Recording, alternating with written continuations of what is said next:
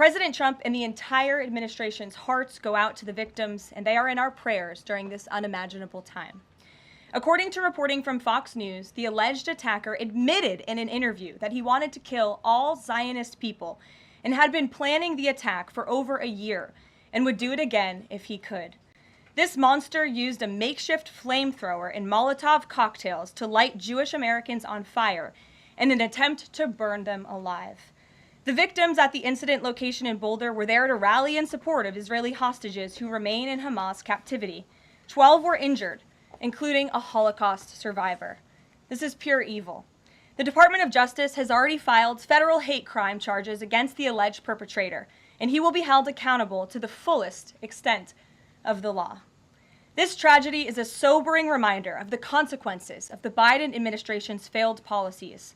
According to the Department of Homeland Security, the Boulder suspect is an Egyptian national who was in the United States illegally. He entered the U.S. during the Biden administration in August 2022 on a B-2 visa until it expired. Upon the visa expiration, he overstayed, filed an asylum claim, and was given a work authorization by the Biden administration. Instead of deporting this heinous individual, Joe Biden's administration allowed him to stay in our country and to work. President Trump sounded the alarm over these reckless Biden policies for years because this is the predictable result of letting anti-American radicals and illegal immigrants pour into our country. Immigration security is national security. And that's why the Trump administration, at the direction of our great president, has secured our border, strengthened our immigration system, and has taken immediate steps to protect the United States from foreign terrorists and other public safety threats.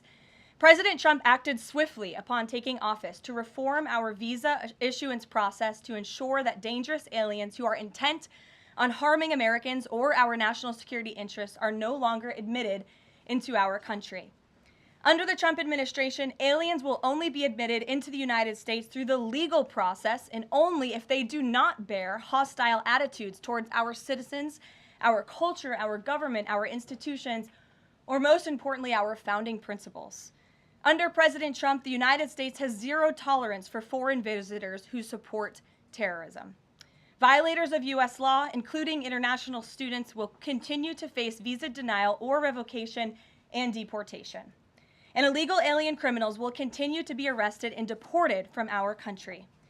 On that note, ICE and federal law enforcement partners just wrapped up a month-long surge operation arresting nearly 1,500 illegal aliens in the Commonwealth of Massachusetts. During the enhanced operation, dubbed Operation Patriot, ICE Boston and other federal law enforcement personnel focused on transnational organized crime, gangs, and dangerous illegal alien offenders throughout Mass. More than half of the nearly 1,500 illegals arrested had significant criminal convictions or charges pending against them. Here are just some of the violent illegal aliens who were removed from communities in Massachusetts during Operation Patriot. A Salvadorian national with active Interpol red notice for aggravated homicide. A Guatemalan national and registered sex offender who had pending criminal charges in Boston for 5 counts of indecent assault and battery on a person 14 or over. A Honduran national who was last arrested for rape, indecent assault, and battery of a person 14 or over. A Colombian national charged with kidnapping, aggravated rape, and indecent assault and battery on a person 14 or over. And a Guatemalan national who was convicted of murder in Boston. Also, a Brazilian national who was charged with aggravated rape of a child by force and possession of child pornography.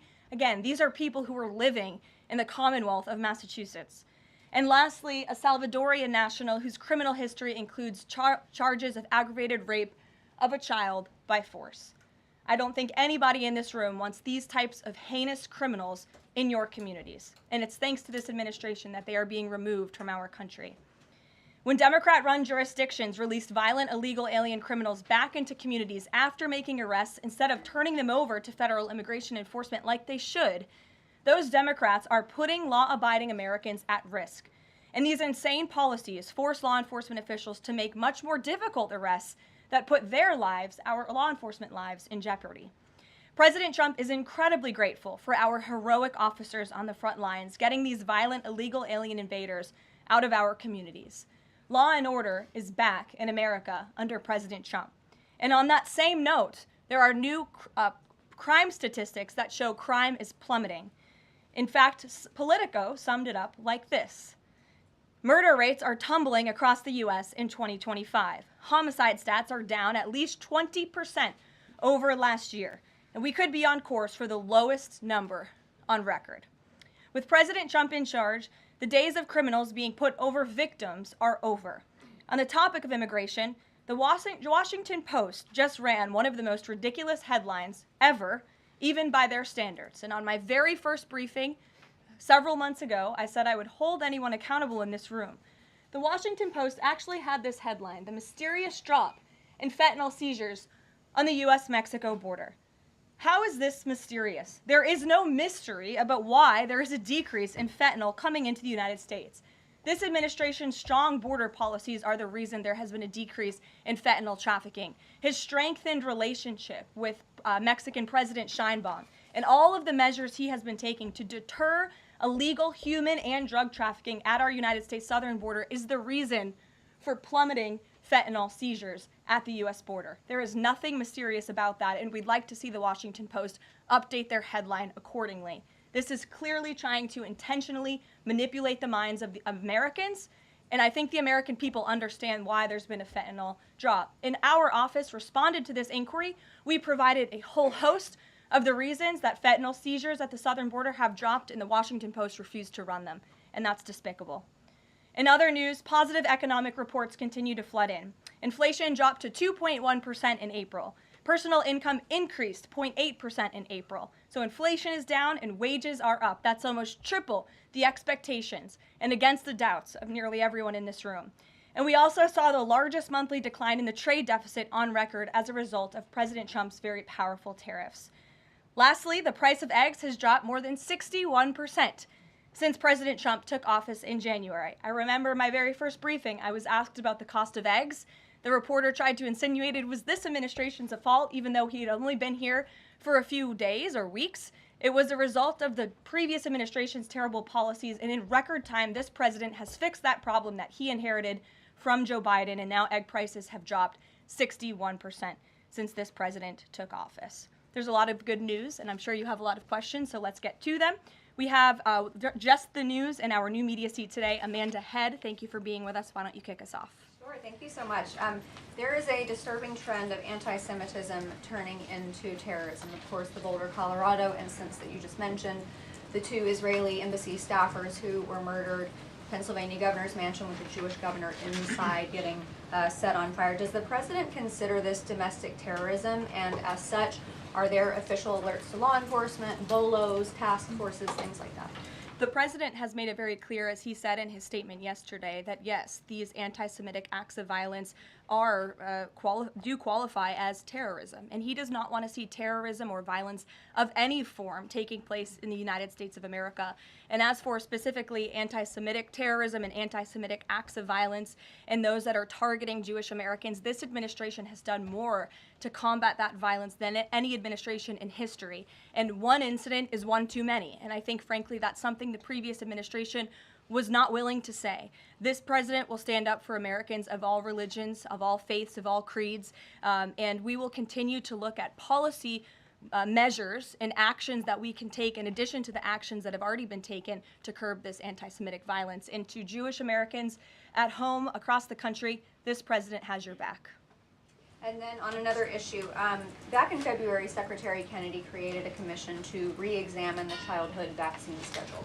But there are still states outstanding like California, Connecticut, Maine that are not allowing any religious exemptions for kids not only to go to school but to participate in sports and extracurricular activities. Would the president want to see religious exemptions allowed across all 50 states?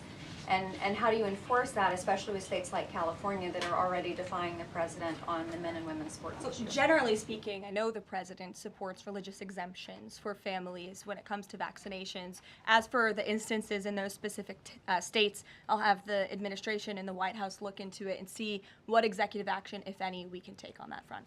Thank you. Kelly. Good afternoon.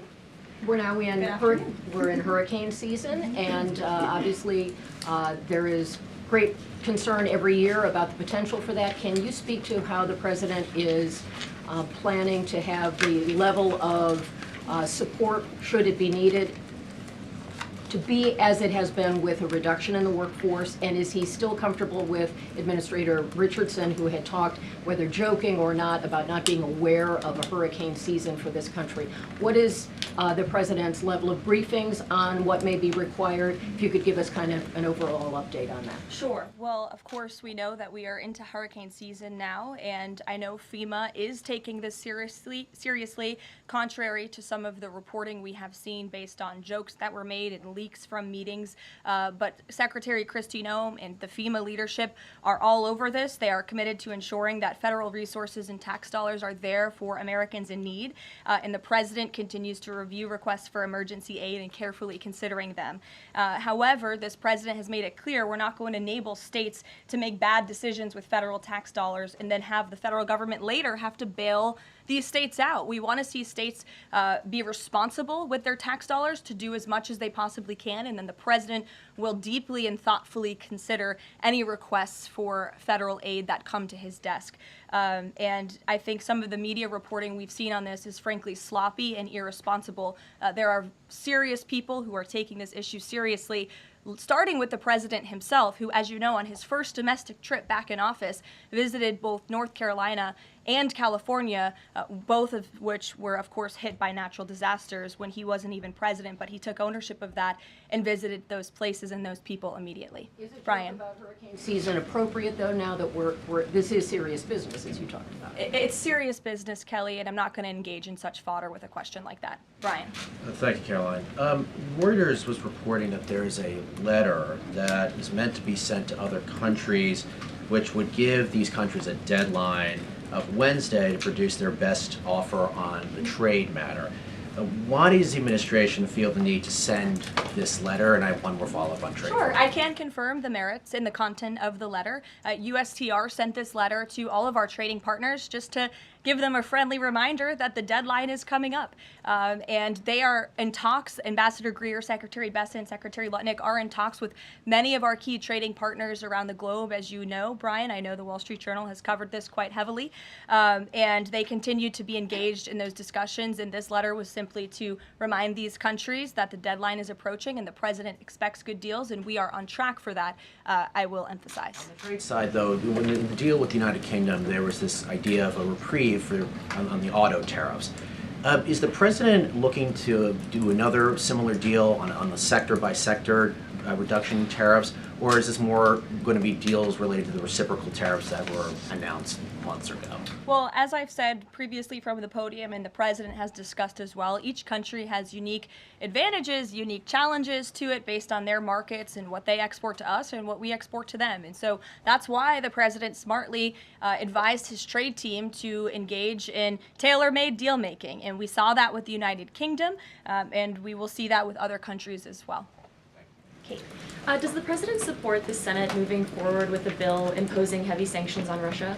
Look, the President has spoken about his position on sanctions on Russia. He has smartly kept this as a tool in his toolbox if necessary, but I think the Senate and everyone on Capitol Hill respects the President is the commander-in-chief for a reason. And as you know, Russia and Ukraine engaged in direct talks yesterday. That was at the encouragement of this President when he spoke to both leaders of both countries via phone just a couple of weeks ago. And so I would just like to remind everybody how far we have come in just 4 months. I mean, it was inconceivable last year at this time for Russia and Ukraine to be engaged in direct talks. And it's because of the President's insistence and determination to get this war to an end that these countries sat down yesterday. So he's willing to use sanctions if he needs them, and the Senate and the Capitol Hill understand that the President is the commander-in-chief and he's leading United States foreign policy as he should. Iran, the President said that the U.S. would not allow for any uranium enrichment, but the proposal offered to the Iranians reportedly allows for low levels of enrichment. Can you explain that discrepancy? I'm not going to comment on alleged details of the report. We're not going to negotiate through the media out of respect for these ongoing discussions and negotiations that Special Envoy Witkoff is leading. The President made his position very clear on Truth Social last night. In fact, it couldn't be any more clear, and I would reiterate that's his position. Special Envoy Witkoff sent a very detailed and acceptable proposal to the Iranian regime that the President hopes they will accept. And if not, they will face grave consequences, as the President himself has reiterated. Sure. Thanks, Caroline. You're welcome. A couple of things, if I may. Firstly, can you confirm whether or not President Trump is going to be going to the NATO summit in The Hague later this month? I can confirm he will be going to the NATO summit, yes. Great, thanks. And another question on the Netherlands, in fact. Just wondering if you have any reaction to the collapse of the Dutch government there after the anti-EU and anti-Islam leader Geert Wilders, who's been described as a Dutch Trump, pulled out of the government there. I don't have a comment on that, but certainly we should and we will get you one, okay? Thanks. You're welcome. Brett. Thanks, Caroline. I wanted to ask, a couple days ago, the president announced that he was withdrawing the nomination of Jared Isaacman to lead NASA, citing a thorough review of prior associations. I wondered, why did this review happen just now, after the nominee was so far into the process? And can you explain the president's thinking on who he might choose? Look, the president reserves the right to nominate individuals to key administration posts. He also reserves the right to remove those individuals if he chooses, just like he reserves the right to fire anybody in the executive branch that he wants. And so a new replacement for NASA will be announced very soon, as the president himself said. Was there something in particular that came up that caused the president concern with this nomination? The president wants to ensure that all of his nominees are aligned fully with the America First mission of this administration. And again, he will be announcing a replacement very soon. Andrew, go ahead. Thank you, Caroline. You're welcome. It's been just about a month since President and Prime Minister Starmer announced... I can't see you all the way back there. Phil's head's in the way. Well, very well. There you go. So it's been just about a month since Prime Minister Starmer and President Trump announced that the U.S. and U.K. had reached a trade deal, That's right. or at least a framework for a deal. Now there are at least some conservative MPs in London who are complaining that Parliament has not yet seen the text of any deal. So I'd like to ask you from this side of the pond, is there a text for the deal ready to be released, submitted, and if not, when can we expect it? And then I have one more. There's most definitely text with this deal. There is language that this side has seen. You'll have to ask the UK Parliament why they haven't seen it from their own government. I obviously can't answer that question. And on Jonathan, Caroline, go one ahead. more on Ukraine, Go ahead, please. Jonathan. Sure, go ahead. On Ukraine, it's been a couple days since Ukraine made that audacious drone strike on Russian airfields. The president hasn't said a word about it, and usually he's not shy about making his thoughts known Don't you on love that? the war, or it's not bad, on the war or any other subject. What have you heard from him on this audacious drone strike? Is he surprised? He said that Zelensky didn't have the cards when they met in the Oval Office a few months back.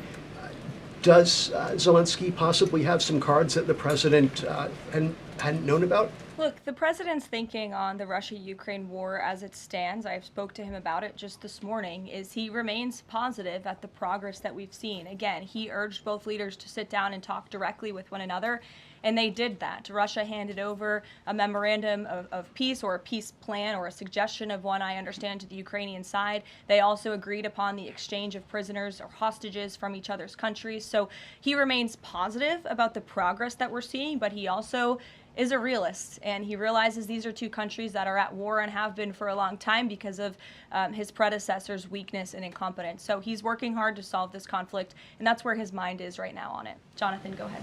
Thank you. Same topic, just to put a finer point on it. Does President Trump approve of Ukraine's decision to strike nuclear-capable bombers in Russia? I would like to let the president speak on that himself.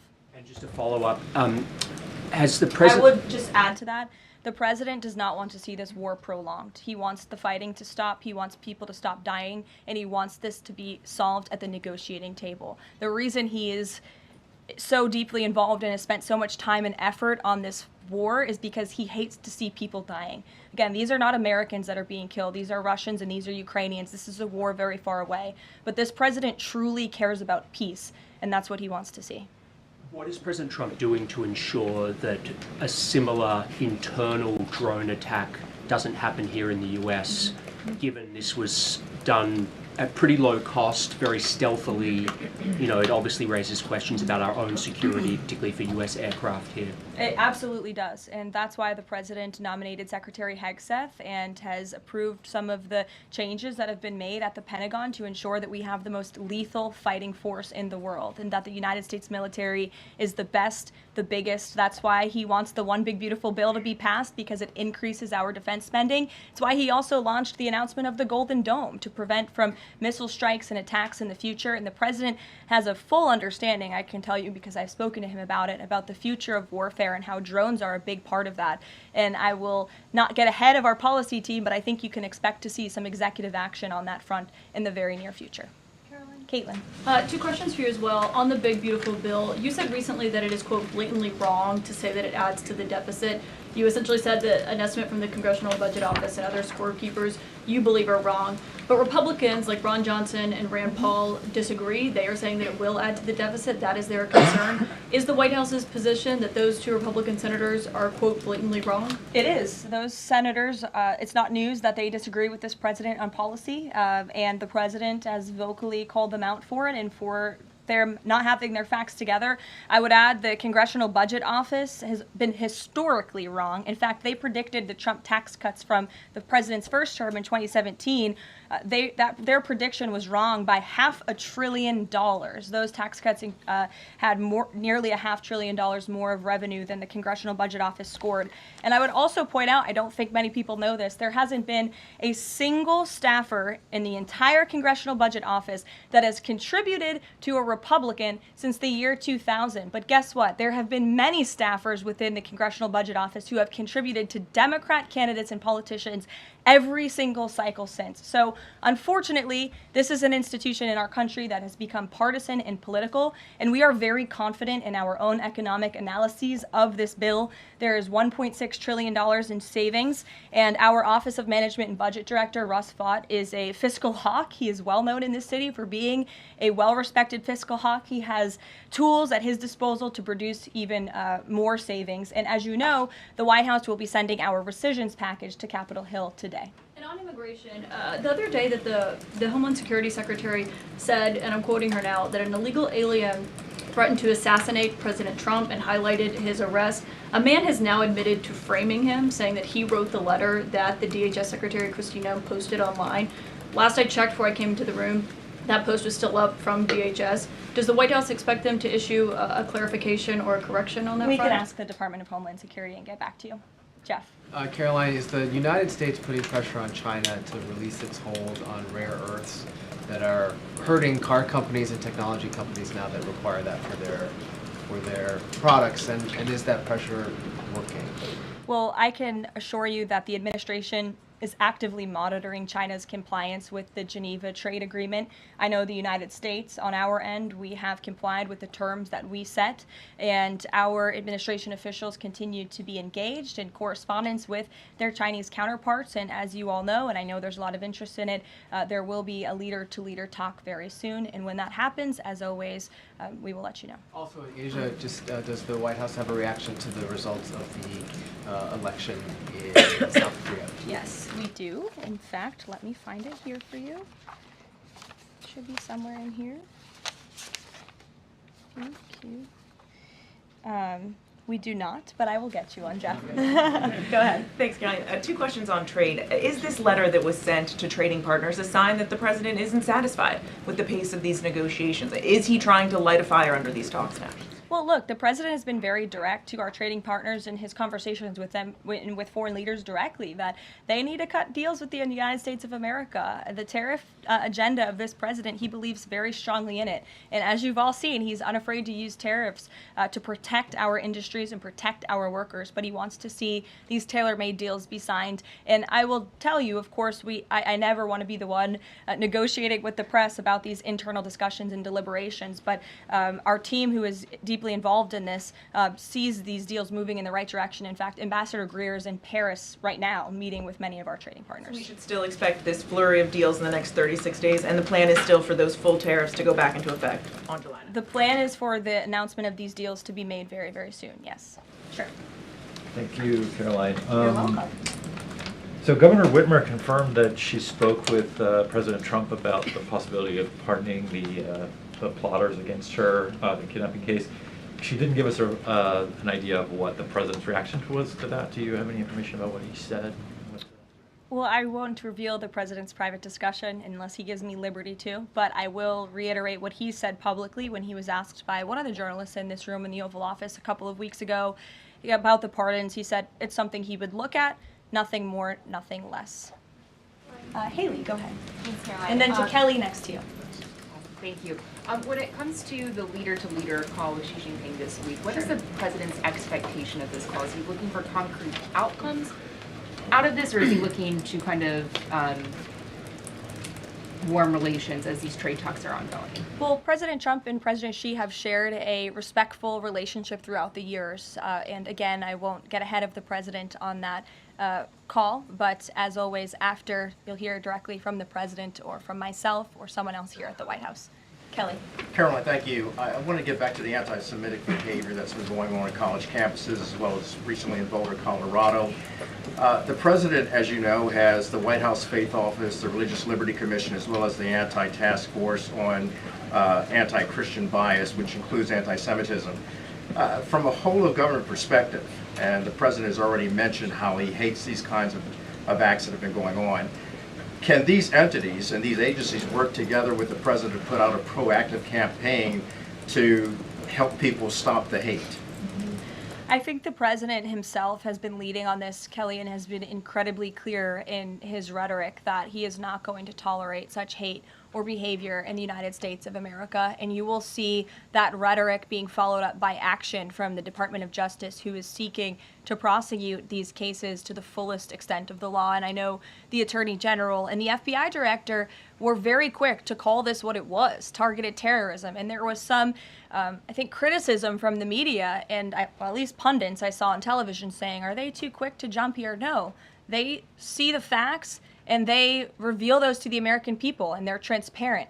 And I think, frankly, that's a breath of fresh air from what we experienced in the previous administration. Are there programs that they can put in place to campaign against this kind of violence, to actually take the whole approach and say, we want to get ahead of you. If you're thinking it, don't do it. And if you're going to do it, sit down and talk to someone within the Faith Office, within the Religious Liberty Commission, as well as the task force. Yeah, surely. It's a good idea, and I'll pass it along to them. Peter. Thank you, Caroline. When you look at these last-minute Biden pardons, the big ones, Biden siblings, Fauci, January 6th committee. That's right. Most of the big ones have the same very neat signature. We would expect that probably to be the auto pen. There is one that looks different. It looks authentic. In fact, if you look at the last name, it almost looks like the president was having a hard time spelling his last name there. Is this White House of the opinion that the only pardon that would count is one that the president signed himself? It's very interesting. Very interesting props. If you want to bring them to my office later so I can take a closer look, I would like to do that. The president is making a good point when he discusses the usage of the auto pen. Who was running the country for the past 4 years?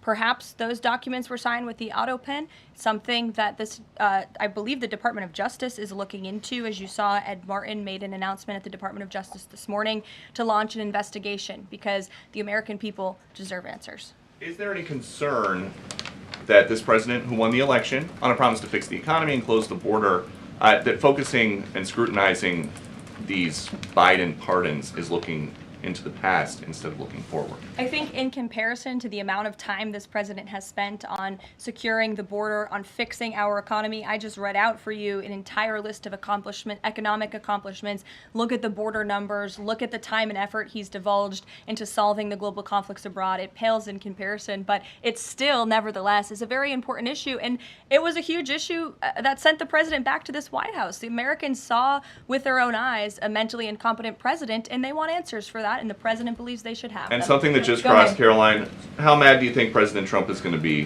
when he finds out that Elon Musk said, "I'm sorry, but I just can't stand it anymore. This massive, outrageous, pork-filled congressional spending bill is a disgusting abomination. Shame on those who voted for it. You know you did wrong. You know it." Look, the president already knows where Elon Musk stood on this bill. It doesn't change the president's opinion. This is one big, beautiful bill, and he's sticking to it. Tamara. Thank you. The National Security Council was reorganized, or some staffing changes were made the Friday before Memorial Day. I'm hoping you can explain sort of the new structure, what the structure is of the National Security Council, what the goal is in terms of staffing levels. What is the new National Security Council mode? Well, as with everything in this White House, it is a top-down approach. The president is here. He is president. He's not an auto pen like the previous president was. He's very much involved in literally every policy discussion and decision that takes place. And we felt it was best to reorganize the National Security Council to respond to that top-down approach that we have here in this White House, and to streamline the efficiency and the effectiveness of the National Security Council. And I would add that Secretary of State Rubio and now National Security Advisor Rubio is doing a tremendous job at leading the National Security Council. He knows the president. He understands where the president is on these issues. He's great to work with here at the White House. I can tell you that. I appreciate seeing him a lot more in the building. And he and the president and the entire National Security Council, who's made up of great patriots who love this country, are doing a tremendous job on the many conflicts around the world that this administration inherited. Is there a goal staffing level? I'm sorry? Is there a goal for the staffing level, like the number of people who would be in this National Security Council? Look, we just want the National Security Council to be as efficient as possible, and if staffing needs are necessary, I'm sure Secretary Rubio would not mind hiring people if necessary, but again, we've been working with them day in and day out, and they're chugging along and doing great work. Sure. Thank you, Caroline. Two questions, if I can. President Trump got involved himself in presidential election in Poland by supporting a conservative candidate who ultimately won. Yeah. What does it mean for the future U.S.-Polish relations? What's likely to change? Well, I believe the president is obviously pleased to see the result of the Polish elections. He met with Karol Nawrocki, if I'm pronouncing that correctly. Yes, Nawrocki. Okay, thank you. I appreciate your insight on that.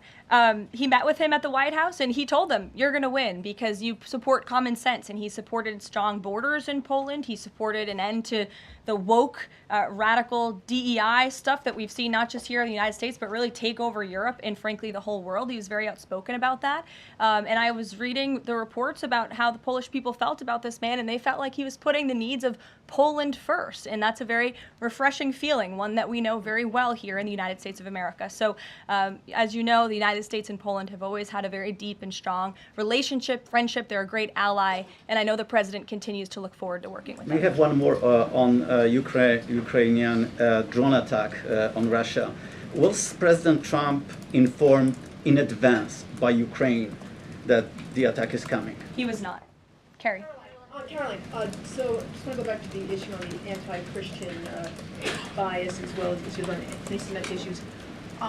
Senator Grassley just put out a report saying that the FBI files have shown that the Catholic group targeting was way more prevalent within the FBI during the Biden era than was previously shown, as far as former FBI Director Christopher Wray was putting out there during congressional testimony. Can you discuss here what President Trump would like to see in terms of consequences within the FBI as far as those who were involved? Also, the second question, if the DOJ finds that the auto pen was used by President Biden, should those actions that were used with the auto pen, should they be null and void? I'm not going to get ahead of the Department of Justice's investigation into the usage of the auto pen. And again, the question is not, was the auto pen used? It's whether or not the President of the United States knew it was being used, and if not, who was using it in his name, which is clearly illegal behavior. Deanna. Thanks, Caroline. One on foreign policy, one domestic, if I can. Sure. On foreign, just speaking to the president's Truth Social post about Iran recently, saying that there will be no uranium enrichment, is he saying that that's a red line for him, or no? I already answered this question. The president's been very clear about where he stands on that. Okay, and then on domestic, there is a report that Laura Loomer met with the vice president today. Can you speak to her relationship with the administration and if she's informally advising in any way? She is not. I do know she met with the vice president. As for what was discussed in that meeting, I would defer you to his team. Thanks, Caroline. I had one question on anti-Semitism, one question on China. So for years, radical leftists and Islamists have been calling for so-called globalize the Intifada. Do you believe this is a call for violence against Jews? And do you think these attacks on Jews around our country is what globalizing the Intifada looks like? I don't want to speak to the merits of those claims without looking into them, but as I said, any violence against Jewish Americans will be prosecuted to the fullest extent of the law. Absolutely. And also, Secretary of State Rubio made an announcement saying he'll be revoking visas of certain Chinese students, including those with connections to the Chinese Communist Party. Does that include sons and daughters of politicians, presidents, and chairmen? Again, Secretary of State Rubio has the right to revoke visas, and he made the announcement that the State Department will begin to aggressively revoke those visas of Chinese students who are in our country, namely those with Chinese Communist Party ties, or those who could be a threat to our national security and the interests of the United States. To both of you, go ahead and then back to you. Thank you. There are now reports that Israeli forces are firing on Palestinians trying to get aid from the Gaza Humanitarian Foundation. Up to 20 people, according to the Red Cross, have arrived to the hospital that they've set up with gunshot wounds, have died from them. Is this administration aware of these? And I mean, what is being done to address this situation? The administration is aware of those reports, and we are currently looking into the veracity of them because, unfortunately, unlike some in the media, we don't take the word of Hamas with total truth. We like to look into it when they speak. Unlike the BBC, who had multiple headlines, they wrote, Israeli tank kills 26, Israeli tank kills 21, Israeli gunfire kills 31, Red Cross says 21 people were killed in an aid incident, and then, oh wait, they had to correct and take down their entire story, saying we reviewed the footage and couldn't find any evidence of anything. Oh. Okay, so we're going to look into reports before we confirm them from this podium or before we take action, and I suggest that journalists who actually care about truth do the same to reduce the amount of misinformation that's going around the globe on this front. John. About the change in the leadership of the organization, what does that mean going forward, and why so early on is this happening? What organization? The Humanitarian Foundation. Well, look, this was a creative idea that the president called for to get aid into the region. These people were desperate and starving, and the president didn't like seeing imagery of that, and he wanted to ensure that aid was brought in with the approval of Israel for understandable reasons. We will never forget the brutal attack on October 7th. And again, this is something that the previous administration was unwilling to put the time and effort into doing. John. Thanks a lot, Caroline. I want to bring it back to the way you began your briefing, talking about the president's mass deportation program and his priorities. 40% of crop farm workers in the U.S. are undocumented, and that's according to the Agriculture Department. Do they have a carve-out in terms of the president's mass deportation program? The president and the Trump administration have been very clear. If you are in the country illegally, you are subject to deportation. Is there any concern that, given that large number, if that number is correct, 40% of crop farm workers being undocumented, that could impact the food supply here in America if those individuals that obviously help pick crops all across the country are deported en masse?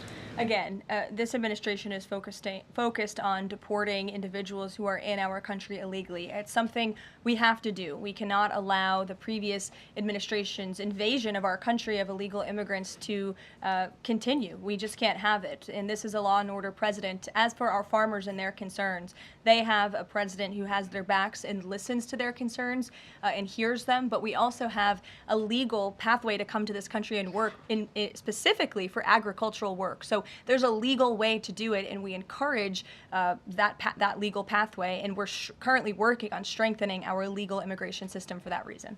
Sure. Thank you, Caroline. I just wanted to follow up on your statement last week regarding the Maha report. Sure. You said that there was, you said, I understand there were some formatting issues with the Maha report that are being addressed, and that report will be updated. We also understand that since that, there have been some citations that came about. There's citations of studies that either did not exist or did not back up the report's conclusions. So when you were referring to formatting errors, Is that what you were talking about, or was it, could you just explain that? Yeah, that's what I was talking about. There were formatting errors, and those errors were updated by the proper policy components here at the White House, and a new report was issued. So exactly what I said took place. Sure, go ahead, Alec. Yeah, good to see you. Good to see you. Congresswoman Mary Miller suggested that changing Pride Month to Family Month. I would personally like to see maybe a nuclear family month. Some people are saying, let's get a Veterans Month. Does the president have any plans on making a proclamation, or is it just going to be June this year? Well, there are no plans for a proclamation for the month of June, but I can tell you this president is very proud to be a president for all Americans, regardless of race, religion, or creed. Caroline. Reagan, go ahead. Thank you, Caroline. And then I'll go to you. Thank you. You're welcome. Colorado passed sanctuary protections for illegals 1 month before the terrorist attack this weekend. 2 questions. Why did the DHS remove the sanctuary cities list that it had published, which was ordered by the president? And then what is the administration going to do to further crack down on sanctuary jurisdictions to prevent attacks like what happened in Colorado? Sure. The Department of Homeland Security will be issuing a new list of sanctuary cities, an accurate list of sanctuary cities. As for what we're doing to crack down, the president has signed various executive orders and has directed the Attorney General to prosecute state and local officials who are not complying with federal immigration authorities and, most importantly, federal immigration law. Thanks, Caroline. Thank you, Caroline. Caroline. Thank you very much. Go ahead. So, does the president take calls from foreign leaders on the tariffs on steel and aluminum? Does he still intend to double them tomorrow morning? The president will be signing that executive order today, and steel and aluminum tariffs will be going to 50%, yes. No way it's going to change, or it's going to be suspended? He made that announcement in Pennsylvania, and he plans to deliver on that promise to Pennsylvanians. And why is he hiking that? And Ed, go ahead. Yes. I can answer that, but go ahead, Ed. Oh, yes. Thank you, Caroline. So a Chinese Foreign Ministry spokesperson today said that the U.S. imposed harmful measures like new chip controls and pledging to revoke Chinese student visas. So are the Chinese the victims in this trade back and forth? Look, I don't think anyone is the victim. These are two strong countries, and as I said, the president has a good relationship with China's president and leader, and that discussion will take place later this week. And what other authorities is the president looking at for tariffs should the decision in the appeals court not go his direction? Well, right now, his tariffs remain in effect. We spoke at length in my briefing last week about that decision that came down from the International Trade Court, which has been put on pause because the president absolutely does have the authority to implement tariffs and to declare a national emergency for our crippling trade deficit. He could always have the power to use Section 202 or Section 301 as well to impose tariffs if he deems necessary, especially Section 202 tariffs, which are sectoral, as you know, to protect our critical supply chains here at home. Thanks, Caroline. You're welcome. You've got U.S. business leaders begging for certainty. So why did the president suddenly decide to hike tariffs on steel and aluminum again?